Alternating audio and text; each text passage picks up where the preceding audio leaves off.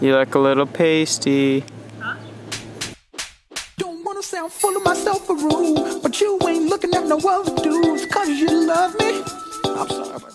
Hello, it's Wendy, and this is Can She DIY It? It is a series where I try to see if I can make something myself, and I show you the steps along the way so that you can make it too, and hopefully both of us succeed.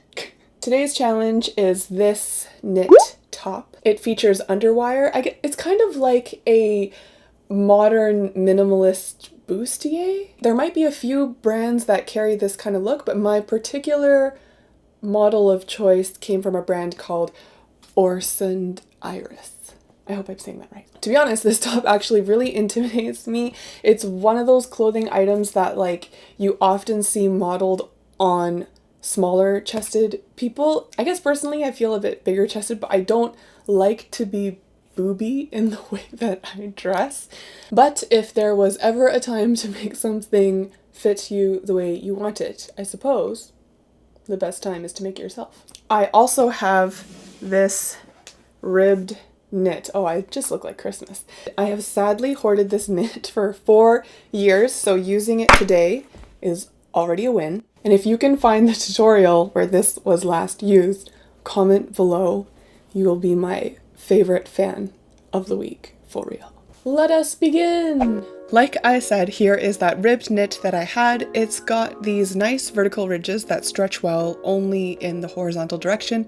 I needed 1/4 yard, but I had much more than that, so that is obviously going back to the fabric stash. For the wire shapes, I decided to go with actual bra underwires. You can pull these out of an old bra, but these are pretty affordable at fabric stores. Mine were $2. I also need some sturdy string, we're going to talk about this later, and you will need matching thread. I began by cutting a rectangle that would fit snugly around my torso, but was twice the length from my armpit to my waist. This ended up being 33 by 65 centimeters, but you should test your fabric's unique stretch. Just make sure the ribbing stays vertical and not horizontal.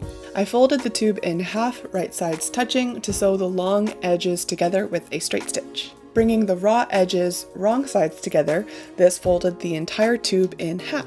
To keep things really easy, I sealed the entire edge with a wide zigzag stitch while I pulled on the fabric, and this made a little lettuce leaf finish that I find pretty cute.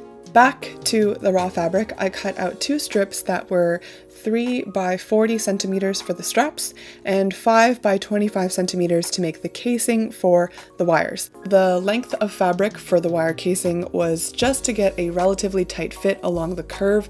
I noticed if I had too much, there were some wrinkles. Here are those 4 strips that I mentioned, 2 long ones for shoulder straps and 2 short ones for wire casing.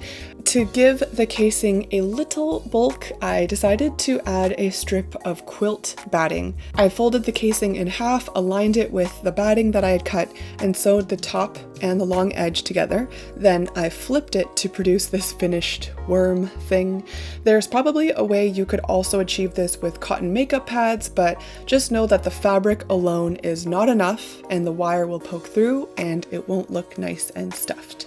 Okay, hoping for the best. I shoved the underwire inside, pinched in the edges, and hand sewed it shut.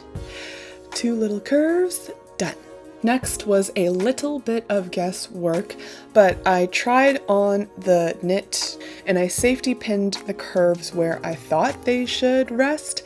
Looking at the original, they don't seem to go right under the boob, but a little bit more in the foreground.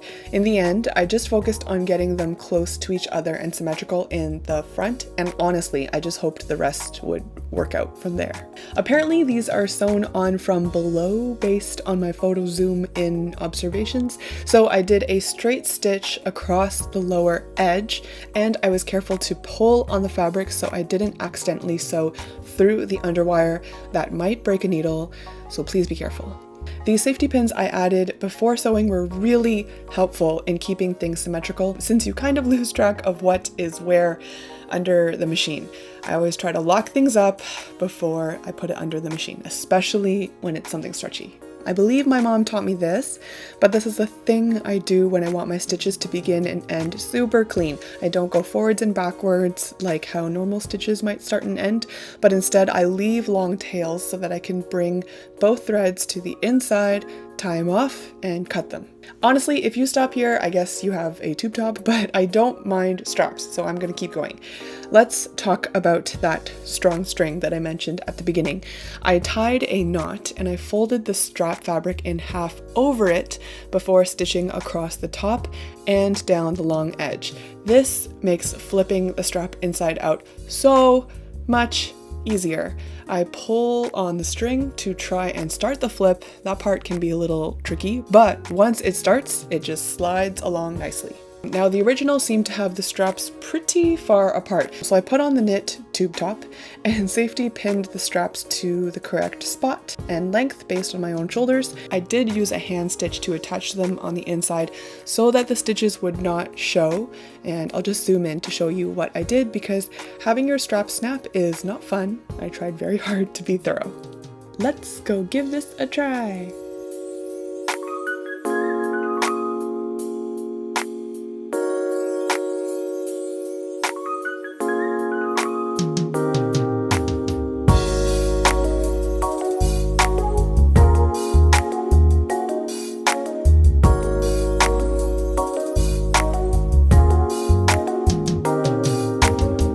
I love it, and it is surprisingly comfortable. I did some further creeping online and I discovered people who style it under t-shirts, under turtlenecks, so I think I will figure out ways to keep wearing this all the way into the winter. If you are following me on Instagram, you are probably going to see that. Speaking of Instagram, I got so many DMs from people who were really excited when I gave a sneak peek that this is what we were making. So if you do make it yourself or any of my projects, please use hashtag #MadeWithWendy so I can find it. If you've gotten all the way here and you still haven't subscribed, please subscribe and I'll see you next time.